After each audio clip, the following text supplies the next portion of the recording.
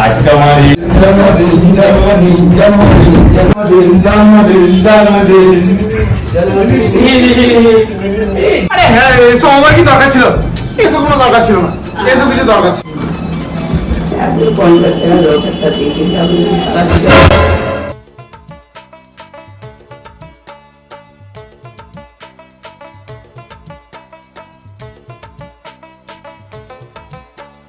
আজ বঙ্গারাজা চ্যানেলের আমাদের ভম্বল ওরফে পিজিৎ লাহা ওর বার্থডে, তাই আমরা ছোট্ট করে সেলিব্রেশন করব।